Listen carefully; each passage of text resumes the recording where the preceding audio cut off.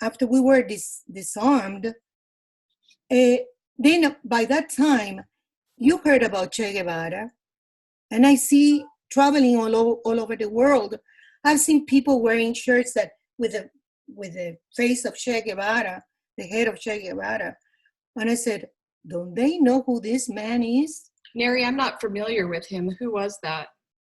He's an Argentinian a communist that joined Fidel Castro in the mountains.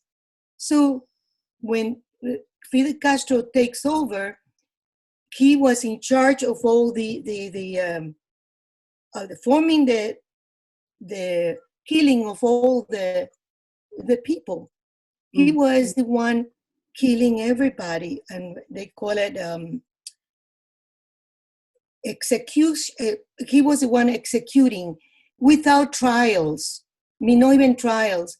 It's just when you were against the revolution, or you can be accused of whatever by them, and then you were executed with no fair trial. Then in 1960, that was in 1959, when all this was happening, take the arms away, and then executing everybody with no trials or whatever, thousands and thousands.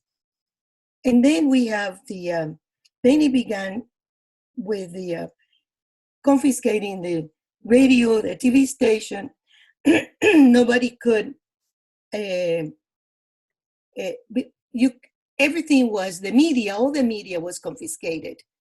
So there was no freedom of a speech.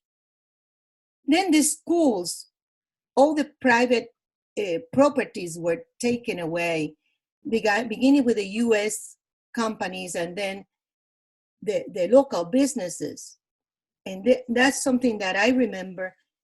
And really, I remember in 1961, when the soldiers came. It was by December 1961. We were all sleeping. It was about 5 in the morning, and we heard somebody knocking on the door and knocking. And my father said, "Oh my God, someone died. Something happened in the family."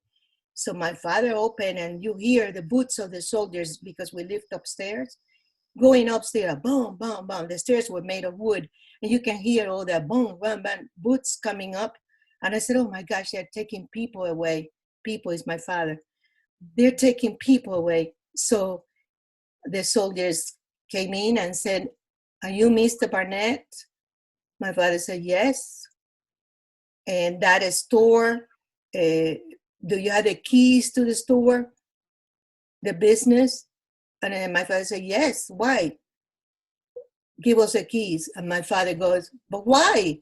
The government is taking over all the private properties, and you need to give us the key to the business, and you have to be there at work at 8:00. And so your father owned that business? He had a partnership with another one.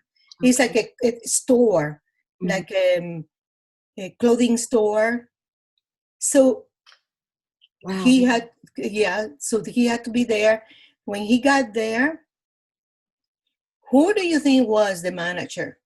Who do you think was in charge? Well, the lady that was cleaning our house, the cleaning lady that would come, every week to clean the house, because my mom with 5 girls. So my father had somebody to come and help her. So when my father walked in there, he goes, "Oh, what are you doing here?" And she said to my father, "Well, what do you think? I'm your boss now." My father said, "Oh, okay. So, but you have to teach me." Can you imagine having to teach someone about your business, and this government taking over your business? And well, that's horrible. That